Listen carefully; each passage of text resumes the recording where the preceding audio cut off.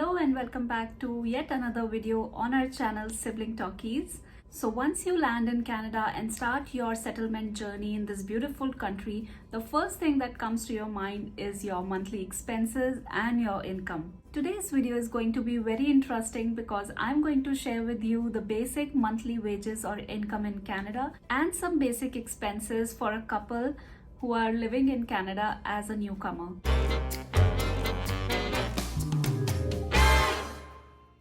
I must tell you, both income and expenses differ from province to province and from region to region. I live in Brampton, which is in Ontario province, so I'm going to discuss about here only in this video.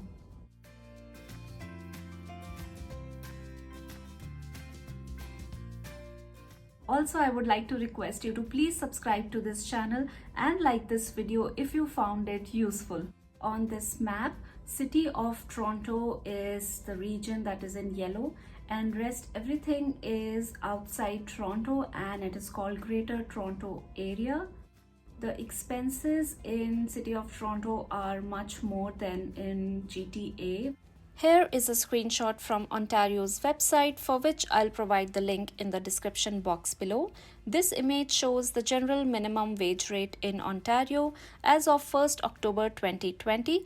That means if you are selected for any job here, you would be paid minimum of $14.25 for each hour you work. So according to that salary, a full-time employee when works for 8 hours each day for 20 days in a month earns around $1,650 to $1,800 after taxes every month, and for a couple that would be around $3,300 to $3,600 every month. If you are a newcomer here in Canada, so you are looking for these expenses per month, that is accommodation, utilities, food, grocery or eating out, and then phone, transport, and the last one is entertainment, or you can put that as miscellaneous. And towards the end of this video, I'll discuss some important tips on how to save money in Canada. So let's start with accommodation. The rentals in GTA for 1 BHK basement is around $1,200 to $1,400. And for an apartment it is around $2,000 to $2,500, and to rent a full house it is around $3,000. But certainly the rentals in Toronto are much more than this. In our last video, my brother showed his walkout basement. If you have missed that video, do check that. Also, we made a video on condo house tour and the basement house tour. I'll put all the links in the description below. When we moved to Canada in 2018, the rent for the basement we paid was $850, which certainly has increased in today's date. And now we have a 2-bedroom condo. If you would like to know the expenses for a condominium in Brampton, do let me know in comments below. Because once you buy a house in Canada, you have to pay property tax, your mortgage, utilities, and maintenance fee if it's applicable. Next one are the utilities like gas, water, air conditioning or heat, electricity, laundry, parking, Wi-Fi.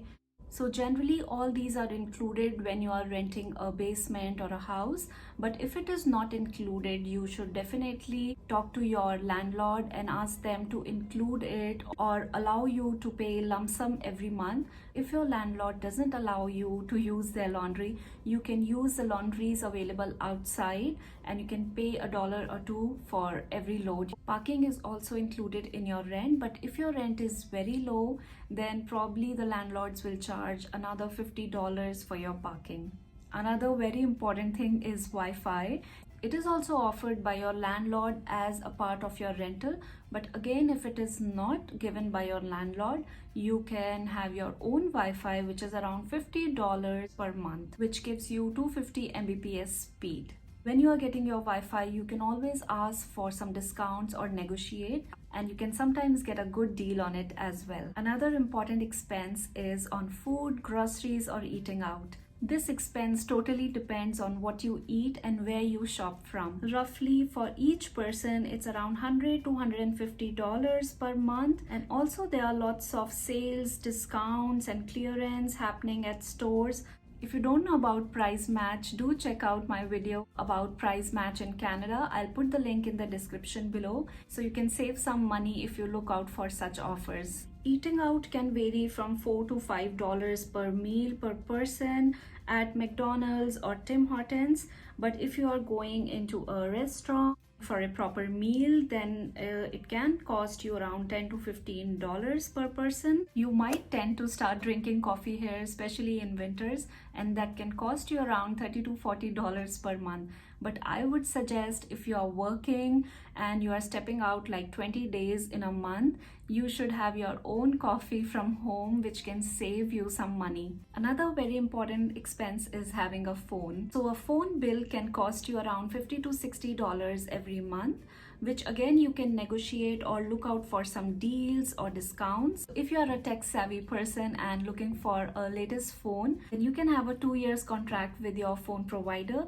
and you can pay it in monthly installments, which will come out roughly around $30 per month. So your $50 phone bill and $30 for your EMI will come out to be $80 to $100 after taxes. Another expense that we cannot overlook is transport. So there are 3 options to commute in your city. The first one is bus, then car, and then Uber. If you choose to commute via public bus in Brampton, you need a Presto card. This card is for $6, which can be preloaded with funds. You can also pay $4 cash per trip. But with this card, you would be charged $3.10 for each trip, which is valid for 2 hours of commute. Other details of the weekly and monthly pass options are here on your screen, and for the details of the same, you can check Brampton Transit's website. Also, if you wish to see a detailed video on how to get your own Presto card and its usage, then do let me know by commenting below. So if you have decided to buy a car instead of using bus, you have to keep 2 things in your mind. The first thing is new or old. Other thing is basic or luxury car. If you are buying an old car, you can pay using cash. There will be no monthly installments for that. But if you are buying a new basic car, which will cost you around $20,000 to $25,000, your EMI would be somewhere around $300 per month. And if you go for some luxury car and it is new, obviously your EMI will go up. So it depends on which car you choose and what make it is, and if it is new or old. And when you finally buy a car, the next thing is insurance and gas. Insurance can cost you somewhere around $300 per month. Again, it depends on a lot of factors, how much you are paying for your insurance. It can vary for your region, for your experience in driving, the car you own. The gas is cheap here and it will cost you somewhere around $80 to $100 per month. Of course, if you are not road tripping a lot. So in our case, we bought a new car, which is Toyota Corolla, and we pay around $320 per month for its EMI, and our insurance is $293 for me and my husband. The next option to commute is taxi or Uber. Uber is very costly here, especially if you choose it in the peak hours. Again, it depends on how far you have to commute. If the distance is not much, you can go for Uber every day for your work or for grocery shopping, and probably you will end up paying same as much as you are paying to maintain a car in Canada. Last category where you would like to spend is fun, entertainment, miscellaneous. And now for this category, the sky is the limit.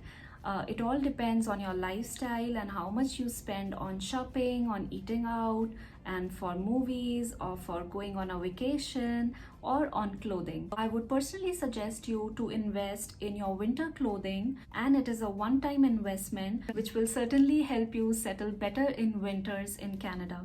Very soon I would be uploading a video on winter clothing and how to prepare for winters in Canada.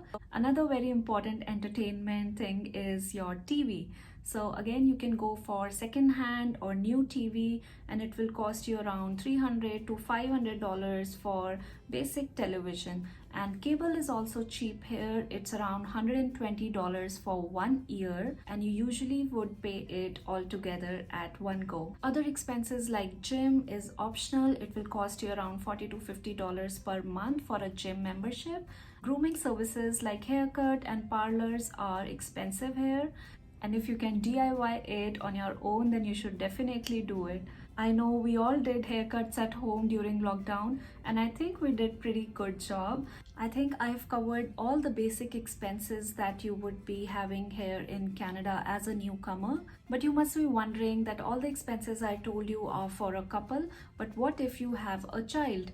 In our case, we also had daughter who was 8 years old then. So for kids, public schools are free here, transport is free, medical is free, and around 4,400 drugs are free for kids below 25 years. Also, annual eye checkup is free for kids below 18 years. And if you fall under low income family, you can apply for Healthy Smiles program, and dental will also be free for your kid. I'll put the link in the description below for the details of Healthy Smiles program. Now the interesting part. The government here pays you for your child, which is called child tax benefit or child care benefit. This amount depends upon your province, your income, the age of your child, the tax returns you filed. You can calculate the amount of child tax you would be getting per month using the link in the description below. If your child is too small and you're looking for daycares, then your monthly expenses can really go up because daycares are very costly here. It can cost you somewhere around $1,500 to $1,700 per month in Ontario. So if you will add up all the expenses, you will see a couple needs around 3,000 Canadian dollars here to survive in Canada or to start a new life, and which includes all basic expenses, and you can have comfortable, decent lifestyle. Now, before finishing today's video, I would quickly like to give you some tips on saving money. The first one would be to go low on your expenses, especially luxurious expenses, and save more. Savings can go into investments like in RESP, RRSP, tax-free saving account, savings account, which can be used to buy a house in Canada or for your business or for your study purposes to upgrade yourself. The next one is to pay your credit cards in full and on time. You would be using the credit cards most of the time in Canada, and you should pay it on time to avoid any extra interest. The next one is to buy a house that you can actually afford. You would be amazed to see beautiful bungalows and townhouses here, but always go for the one that you can afford, that you can pay back for, and where you can actually enjoy your family life. The next one is don't finance anything. There are a lot of financing options here with zero interest or zero down payment, but don't get attracted to them and try and avoid financing if it's possible. And the last one is, for which you will hate me, is to avoid shopping. There are a lot of attractive sales and discounts and deals happening here all the time. Trust me, it's not only Christmas or New Year, but whole year you will see a lot of clearance and sales, and you tend to get attracted and go for shopping. So try and control yourself. So guys, that's all for today's video. I hope you found it informative. If you would like to correct me on anything, then please do let me know in comments below, and please subscribe to our channel and share it with your friends and family so they can benefit with it as well. See you in the next video. Till then, bye bye.